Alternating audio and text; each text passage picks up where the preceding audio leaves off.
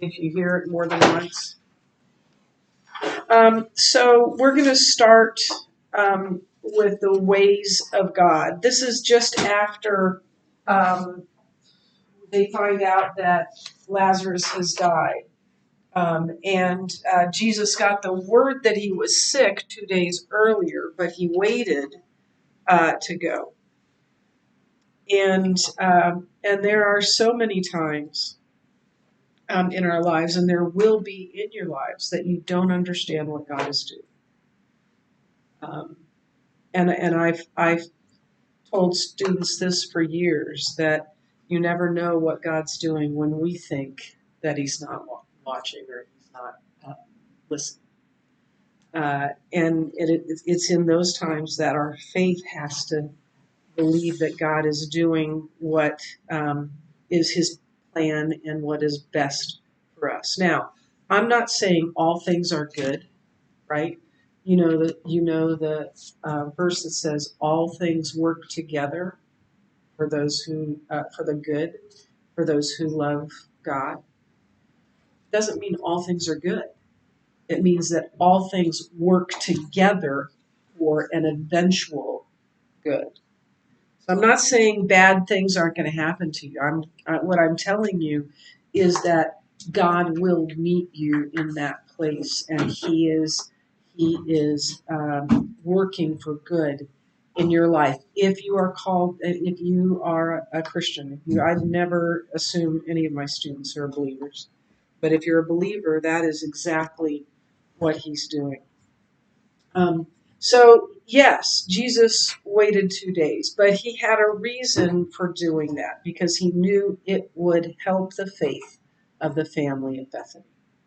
And that's what He does for us, too. He grows our faith in those times that are difficult.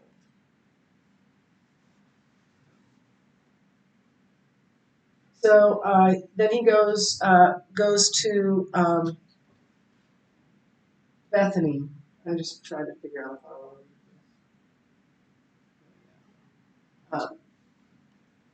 and then it says the weakness of the disciples, and I'm not gonna harp on that, because I don't think that that's their lack of courage.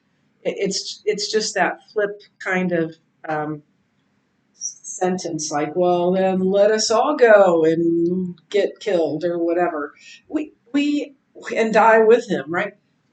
We don't know, and it was just after, I can't remember what Thomas said. Weren't the Jewish leadership just now wanting to kill you, and you're going back there? But I don't think he's. I don't think it's a weakness. It was a true threat. But Jesus wasn't going to stop doing what God was telling Him to do. So again, we see misunderstanding. When they think that Lazarus should stay sleeping, and I don't think, I don't think it was a lack of faith either. It talks about that as well. Um, uh, um, but it says here Thomas actually believed that Jesus would be killed by the Pharisees. Well, He was killed by the Pharisees. So I'm not gonna conjecture on that as well. So now when Jesus came, He found that Lazarus had been already in the tomb 4 days. Bethany was near Jerusalem, about 2 miles off, and many of the Jews had come to Martha and Mary to console them concerning their brother. When Martha heard that Jesus was coming, she went and met Him. But Mary remained seated in the house. Martha said to Jesus, Lord, if you had been here, my brother would not have died. But even now, I know that whatever you ask from God, God will give you. Jesus said to her, your brother will rise again. Martha said to him, I know that he will rise again in the resurrection on the last day. Jesus said to her, I am the resurrection and the life. Whoever believes in me, though he die, yet shall he live. And everyone who lives and believes in me shall never die. Do you believe this? She said to him, Yes, Lord, I believe that you are the Christ, the Son of God, who is coming into the world. So, obviously, Martha was, making a profession of faith in Christ. When she had said this, she went and called her sister Mary, saying in private, The teacher is here and is calling for you. So they call this the wisdom of Mary, and I think it is. She is rightly saying who Jesus is. So that is the wisdom. And we'll cover more about this in the In Search that will start tomorrow. But it in the curriculum it bashes Mary for saying the same thing. So when she had said this, she went and called her sister Mary, saying in private, The teacher is here and is calling for you. And when she heard it, she rose quickly and went to him. Now Jesus had not yet come into the village, but was still in the place where Martha had met him. When the Jews saw Mary, when the Jews who were with her in the house, consoling her, saw Mary rise quickly and go out, they followed, supposing that she was going to the tomb to weep there. Now, when Mary came to where Jesus was and saw him, she fell at his feet, saying to him, Lord, if you had been here, my brother would not have died. They said basically these identical sentences. Yeah, that's good. Thank you. In the Greek, there's just two words that are transposed. So why are we saying the wishes of Mary? And if only Christian is someone who says, if only this would have happened, if only I hadn't done that, if only. That's not what it's about. What does she do? What does she do when she gets to Jesus? Kneels down and weeps at his feet. Falls at his feet. Martha didn't do that. Are we going to say she didn't love him? So I think this is really harsh on the curriculum's side. So now, and they talk about an if only Christian, and people can do that. They can say, "Gosh, if only that would have happened. This bad thing wouldn't have happened." I believe that is foolish to live that way. Things happen to us, and I think instead of being upset about upset at God, try and find out what He's trying to do in your life with that. And I'm not trying to be flip about bad things that happen to us. But I do think a lot of us, me too, make small things big things when they really don't have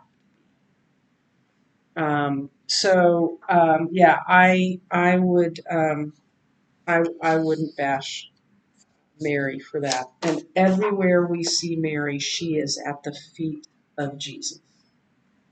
So Jesus is gonna weep, right? And Jesus wept. The shortest verse in the Bible. When Jesus saw her weeping, and the Jews had come with her, also weeping, he was deeply moved in spirit and greatly troubled. And he said, Where have you laid him? They said to him, Lord, come and see. Jesus wept. So the Jews said, See how he loved him. See how Jesus loved Lazarus. But some of them said, Could not he who opened the eyes of the blind man also kept this man from dying? Then Jesus, deeply moved again, came to the tomb, it was a cave, and the stone lay against it. So Jesus weeps, and we'll talk about what that word means. And so he is. Why do you think he's crying?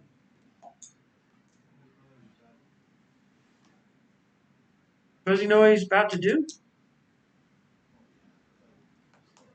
I mean, he's going there to raise him from the dead. He already knows that. Why is he crying? Because he's human. Yeah. Some people say he was overcome with the emotion of others. I don't think it's it, but I'll tell you when we do the in search what I think it is. And once again, if we get to heaven and I was wrong, you can trash talk. But then he also gets angry. You angry? That video? He gets angry. Why is he angry? And uh, it says that he was angry, but it doesn't really tell us here why he was angry. And I'll talk about that in the insert. So then this is what Jesus says. Take away the stone. Martha, the sister of the dead man, said to him, Lord, by this time there will be an odor because he's been dead 4 days. Jesus said to her, Did I not tell you that if you believe, you would see the glory of God? So they took away the stone, and Jesus lifted up his eyes and said, Father, I thank you that you have heard me. I knew that you always hear me, but I said this on account of the people standing around, that they may believe that you sent me.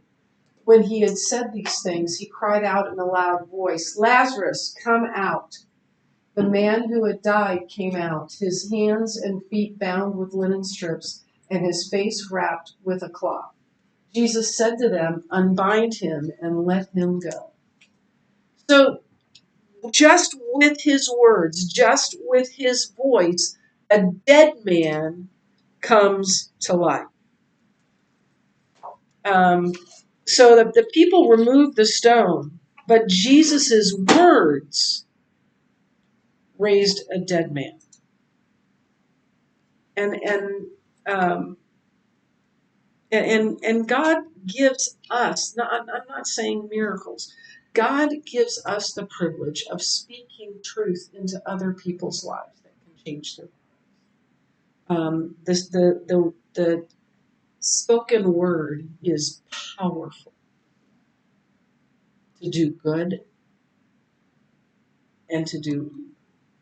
Yes, do you have a question? Yeah. How is it possible that Lazarus was in Yeah, I think he was doing a little bunny hop thing, probably.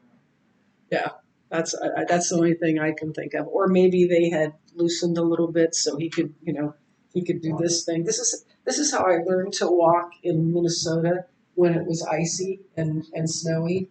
So yeah, you just up and down, just yeah. That's why I don't fall. Yeah, I think that's probably what happened.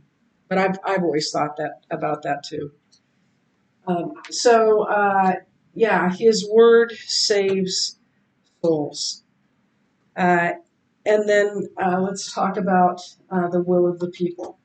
Many of the Jews, therefore, who had come with Mary and had seen what he did, believed in him, but some of them went to the Pharisees and told them what Jesus had done. They didn't go to the Pharisees to say, do you know what Jesus did? He raised a guy. No, they were wanting to get him in trouble. So uh,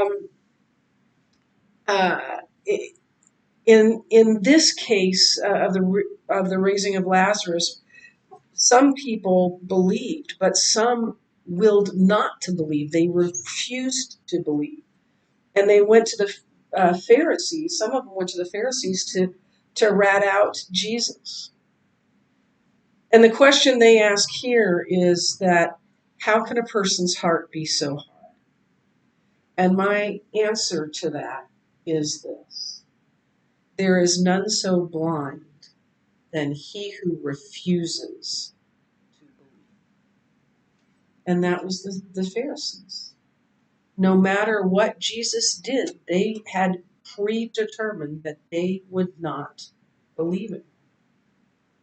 So there was no way for them to be saved as long as their hearts were that hardened. And that's a very dangerous place to be.